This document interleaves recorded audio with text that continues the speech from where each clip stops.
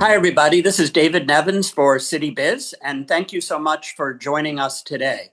And today, our guests are Jeff and David Rosen, prominent accountants that are located in the Baltimore area, but frankly renowned nationally in terms of what they do as well. Gentlemen, thank you for joining us. Thanks for having us. Thanks for having us. So, Jeff and David, as you know, if I were interviewing you just a couple of months ago, I would have introduced you both as um, partners with RS&F, Rosen, Saperstein, and Friedlander, one of Maryland's premier independent accounting firms. But that is no longer so. You are now proud partners of Frazier and Deeter, and a nationally renowned accounting firm. And your former firm, RS&F, merged with Frazier and Deeter, and now the rest is history, I guess I'll say. So, congratulations to start, and why don't we start with sharing a little bit about how that came about and the prospective benefits to your clients in that regard. Sure. So the first thing I'll say is this was an opportunity that came about that not one that we were necessarily seeking, but I would say it found us. RSF, we had a plan for that was really poised for growth. In fact, we were going to go raise capital, which is becoming very prevalent in our industry to raise capital. And the reason we were going to go down that road was it was really going to accelerate our efforts to service three types of clients: family offices, ultra high net worth families, and upper middle market businesses. And what we wanted to make sure that we were able to do was to capitalize on the opportunity ahead of us. We have an amazing leadership team, amazing overall team that is located both in the U.S. and beyond. And we just wanted to make sure that everyone had opportunities for growth. So that's what we were going to do. And we got introduced to Frazier and Deeter through a mutual contact. And again, we were not necessarily looking for an acquisition, but we really got to know them and enjoy what they had to say. And what we came to the conclusion of after going through that process was this acquisition was going to put us ahead about 5 to 7 years and allow us to make investments in our people and in technology, as well as they have the platform on an operational support perspective. And it's really going to allow us, and us being our entire team and particularly our partners, to operate a lot closer to our highest and best use. And it's going to provide additional services that our clients will avail themselves of. And it's going to allow us to make more impact on our clients, whether it's their businesses or their families. So we're really excited about it. And we're glad this came about. And since we joined Frazier and Deeter in November, it's just been a really great experience so far. Yeah, that's great to hear. And it sounds like, frankly, just from a layman's perspective, that other than the fact that your names are not on the firm's stationery anymore, that you really have achieved by virtue of this merger, you really have achieved pretty much everything you were seeking in terms of creating a new launch pad for growth and to be able to better and more comprehensively serve your clients. David, let me sort of kind of direct that at you. I know that your expertise, and now you're a tax partner with Frazier and Deeter.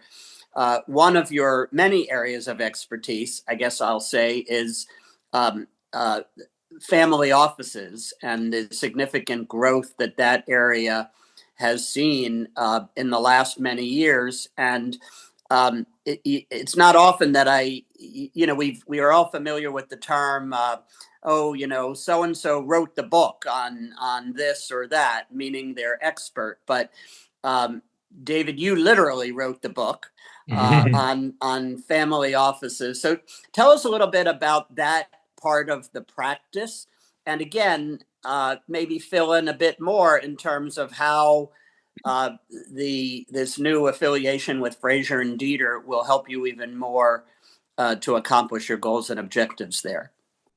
Great. So as you mentioned, I was fortunate enough to publish Bloomberg's tax treatise on family offices. So it is the book for family offices on for Bloomberg Tax and for all of the CPA firms and the law firms out there.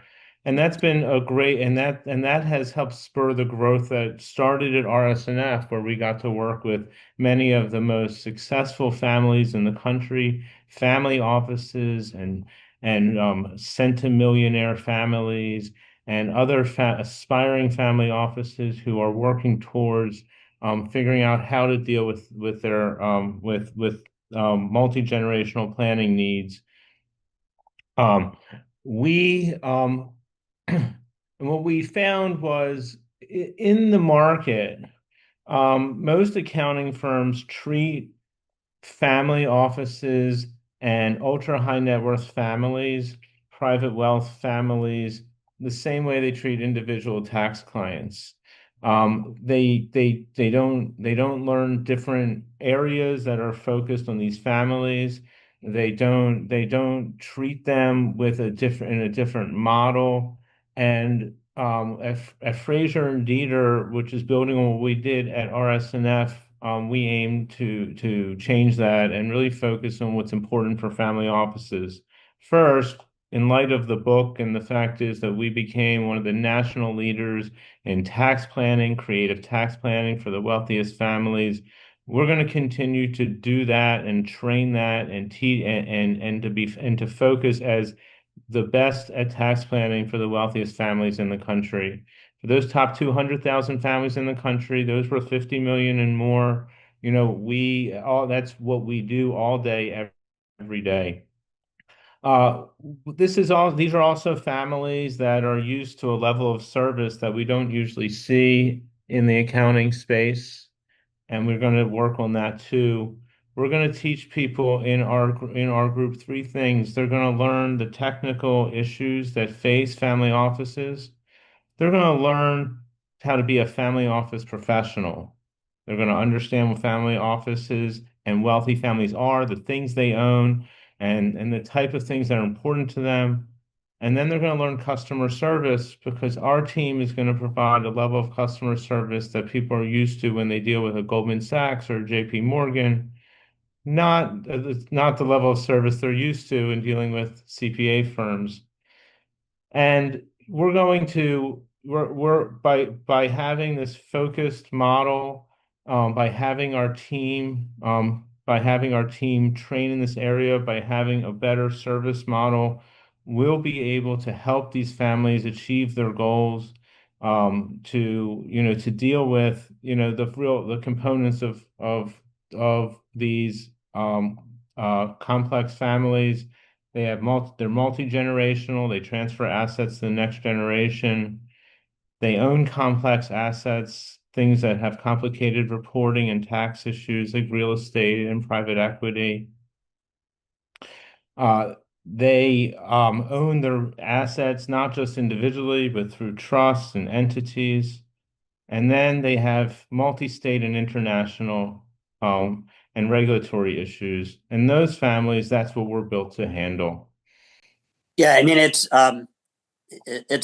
a fascinating answer, and it sounds to me like not only is Frazier and Deeter allowing you to expand your platform, but you're probably teaching them as well, and their many offices around the country, the best ways to help family office clients and ultra high net worth individuals as well. Would that be correct? Yeah, we really are the platform to build off of our national tax practice. We got to realign our national tax practice now with a national corporate and business practice. And we're really excited about the many other areas that these families that we work with can benefit from being part of a platform that actually has consulting and multi-state and international and things we just didn't have before. I learned a new word, I think, centimillionaire. Unfortunately, there's a reason I didn't know that word before because I haven't really needed to. But um, anyway, it sounds really exciting what you're up to. Um, Jeff, I know that, I think a lot of, certainly all of your clients know this, but not in general, people throughout the business community that you're more than well, David just did a good job explaining it, but you're more than certainly tax preparers. You're consultants and business advisors to scores of business owners and executives. In a lot of ways, you're their secret weapon. You're their right hand. Talk a little bit about that and the growth of that part of your business as well. Sure. So ever since our founding, the firm has been planning centric, business centric. Um, it's rare that we would lead conversations talking about debits and credits and nuances of tax. Really, what we wanted to change early on in certainly RSF's history, and this is going to follow through now to Frazier and Deeter, is to change the narrative that, what our clients really want. They want problem solvers, and that's not just accounting problems, this and challenges. It's just general challenges that come up in their world. Um, and we're the problem solver. It doesn't necessarily mean it's what's hitting the timesheet, so to speak. This is just we're solving challenges that they may have and bringing in partners and other types of resources for them when and if needed. We're thought partners, and as our clients go through their journey, we want to be on that journey with them. Um, if you think about how large companies, or particularly public companies, they have boards of directors. Well, we think about ourselves as part of the board of advisors for our client, and it can be with their marketing and PR professionals. It could be with their attorneys. It could be with their financial advisors. We just want to be a thought partner. We don't need the idea to generate from us. We don't care where the greatest idea comes from. We just care that we get the ideas into the client's hands for them to make rational decisions. We also like to bring ideas and our network to the client, um, and that's of immense value. And if you think about what a person on a board of directors does, they may bring their specific expertise on a particular area, but they also are always thinking about that company, as it were. And we want to do and are doing that as well for the client. So, said quite simply, David, we're experts at business conversations, and we Right. will continue to be doing that. And then that's what the clients value. And that's how we become instrumental to them as we do the traditional things that you do in accounting, tax returns, and financial statements, but Right. it goes well beyond that. That's right. And David, let me ask you this. As families, it seems like there's a lot more of this today. As families transition assets, across generations, whether there's a family office involved or not, what are how do you see that all this moving forward over the next decade? What are some particular things that folks need to pay attention to and that obviously fall within your realm of expertise? I mean, most of the work that we're dealing with families revolves around your wealth in terms of how do I manage my wealth and how do I watch it grow, and my family. How do I manage my family and put them and make sure that their relationship with each other and with my assets continues to be a positive thing for them and for the rest of our world and our community. And so this is complicated as we get more and more families that have significant wealth that's grown. And then on how do we think about the next generation? And there's a couple of sort of themes that I think are important that you see. The first one is people who created wealth know how to manage the wealth they created. And they tend to have a particular type of relationship with their family that, because they tend to be leaving it to their children, and their children tend to more or less listen or have some level of have some version of a good relationship with the parents who are leaving them assets that leads to things working reasonably well during the founder's generation. Things start to get very complicated once that generation is over, or the founders are no longer managing assets, because now you have situations potentially where you have one set of siblings managing assets on behalf of another, or you don't have them, or you have them having to have different opinions about what to do. And so we try to counsel families early about a couple of things. First, what are the actual assets you plan to leave to your children? Some assets are really easy both to leave and they're easy to divide. And things like securities and cash and so forth. Things that are complex, though, require ongoing relationship between the owners and the assets and each other. It requires a lot more complexity. And so when you realize that you're going to have long-term complexity, you start to realize that you need some sort of more formal rules in place. You need to, the family that really operates reasonably entrepreneurially with very little bit of rules when they're managed by a single person has to enact, complex set of rules to describe the relationship between people to make sure that the right people are involved in decision making and the wrong ones are not, but that all family members are treated fairly and predictably. And the ones who are working are compensated for their work and no more and no less than they should be, which is a lot easier said than done.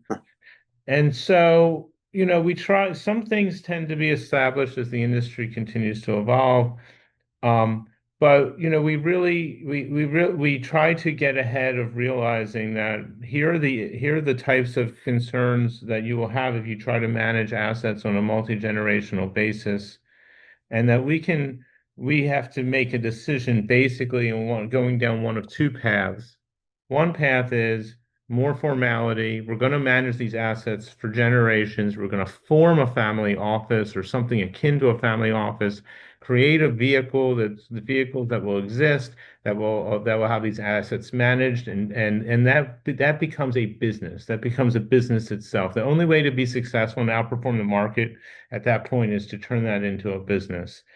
Some families realize after speaking to us that that's not the best approach, that the best approach is to do Operation Simplify and figure out how to convert their complex world into something easier, get the assets that are appropriate for the next generation.